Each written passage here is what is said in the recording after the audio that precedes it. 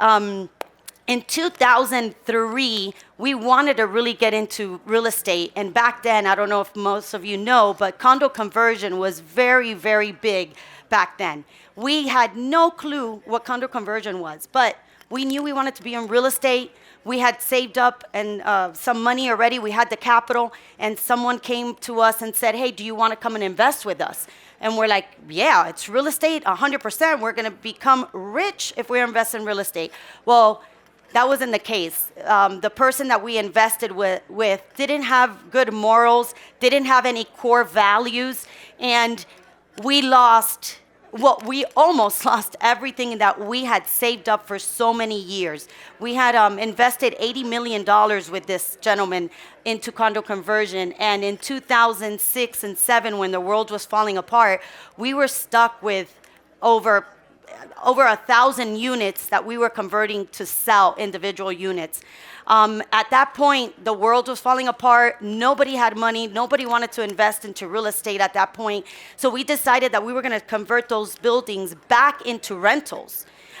We really didn't know about the rental income back then or investing into multifamily, but we had these multifamilies in our hands and we had to do something with them. So we started really getting in, deep diving into learning multifamily, which, that's where the cash flow is really at. So we started learning. We went in, rented all these apartment buildings back up, but at that point, sorry guys. So we started investing into multifamily and started seeing that the cash flow was coming in and us really not doing anything but just managing the property properly. So we were like, okay, wait a minute. This is where we want to be. This is where we want to start investing in once we get stabilized with this whole chaos that we just invested with somebody else. So in 2010, we were ready to start investing. Foreclosures were at the highest rates. Properties were selling for $20,000, $30,000 per door, which is super cheap. And we started creating a portfolio of single-family homes, because at this time we decided that we were just going to be starting in slow. We were going to learn the process of how to get into the rental industry. Okay. Sorry about that. I didn't know okay. Oh. Okay, so at that point, we started investing in multifamily, started very little, started learning what management was all about. And at that point, we were able to create a portfolio from 2011 all the way to 2017 of 330 doors. And there were garden-style apartments, which I don't know if you guys are very familiar with the styles of apartment buildings, but that's like a Class C apartment buildings. And we were doing extremely well with cash flow and building a portfolio that was growing in monthly cash flow to us. Every month, we were able to raise rents. If a lease would expire, we would be able to raise those rents. And at that point, once you're able to raise rent, you're able to increase the valuation of your property. So we kept on increasing that value, and we were like really happy with getting into the business, really deep diving. And in 2017, they came to us, and everybody wanted to buy the type of buildings that we had, but we were saying, no, we're long-term holders, we're not going to sell. At the end of the day, we decided that we were going to move up and scale into different types of apartment buildings, and we sold those 330 units and profited $18 million within 6 years of holding that portfolio. So that's what cash flow is able to do when you are invested into a property, that you're able to move up the valuation on a yearly basis just by increasing rents. So multifamily for us is where we love to invest. That's where all of our cash flow, that's where all of our capital goes, is to cash flow properties. So I'm going to show you, this is a crazy pictures. This is when me and Bobby first met. I was pregnant with my daughter there. I was 19 years old, and Bobby was 23. And this is today. That was probably about a year ago in Africa when we went. So I have a saying that is, if cash is king, then cash flow is queen.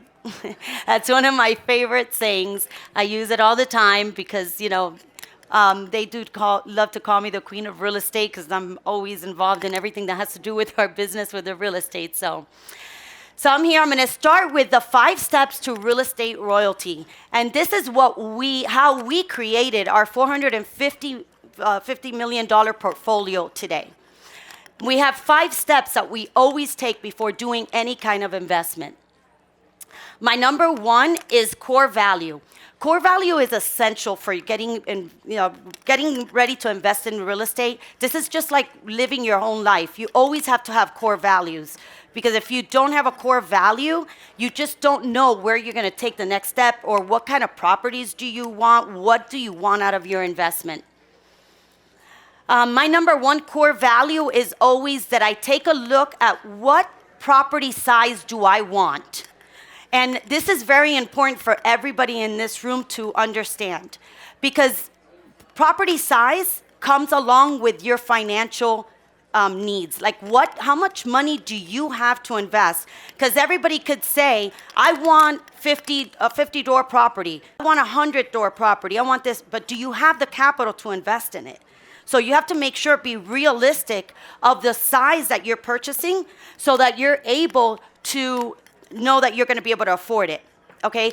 I always advise everybody to start with the small properties so that you could understand how to manage those properties, what you're going to be expecting on that investment. They're easier to manage at the very beginning. And with small properties for the beginners, if you do anything under 5 doors, you're able to get like a residential mortgage for it. And it's a way easier process than being able to go into a bank and say, I'm a first-time investor, I want to get a commercial loan. So it's a little bit easier for the very beginning. My second one is location.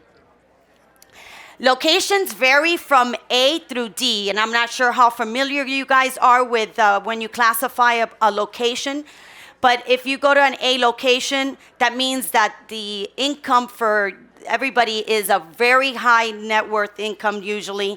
You have high rises, you have concierge services in these buildings. They have high amenities.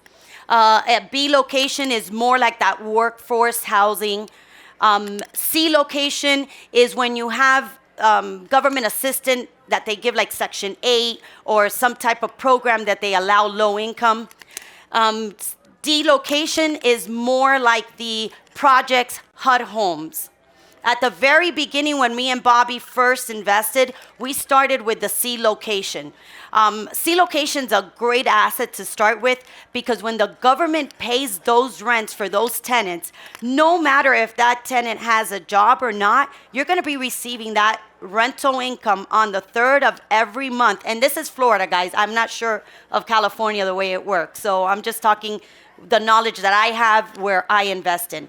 But so those assets are very good to start off with, because you're not going to be worrying about having to have big collections on your property. And today we only invest in B or A- properties.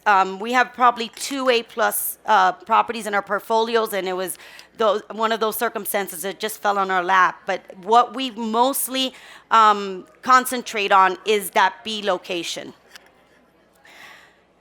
These are where we have properties at. We mostly concentrate in Florida because it's our backyard.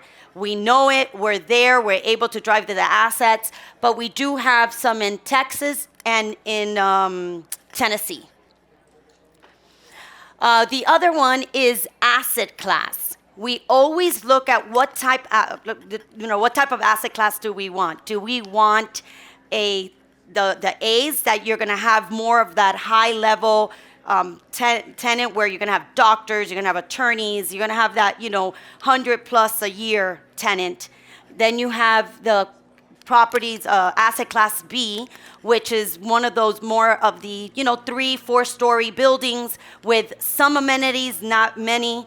And C class is really having no amenities. You'll rarely find a C class that has a pool. If you do, that's one scattered. And then the D really has 0 amenities. It's just more of that HUD housing, like I said. These are examples of properties that we own right now. Number 1 is an example of an A class. This is in El Paso, Texas. We just purchased this in April. It's a great asset. It's 400 units, and it is one of our most best properties on cash flow right now. It's our cash cow is what we call that property. Property 2, this property is a perfect example of what a B-class property is. It's 2 stories, garden style, has a pool, has a little park. Property 3, this is a perfect example of a C-class property. This is where the governments help you pay the rent. This is one of our first properties that we ever invested in. And property 4 is an example of a D-class property. See, it has no amenities. It is just straightforward. You have your apartment, and in and out you go. The other one is short-term or long-term hold. This is when you're going to go into a property knowing, are you going to hold it for a short term because it's a property that you're going to put a lot of money into it, and you're able to sell it within a year or 2 and double or triple your investment in this property. This is where you're going to see a good large ROI. A long term is more for building wealth. This is where you're going to hold a property for cash flow, for it to increase in value throughout the years. The tax benefit on a property like this is huge. You're able to, really take advantage of a lot of taxes that you could deduct, that you're able to take advantage because you own a real estate property, and you're, able to deduct a lot due to that fact.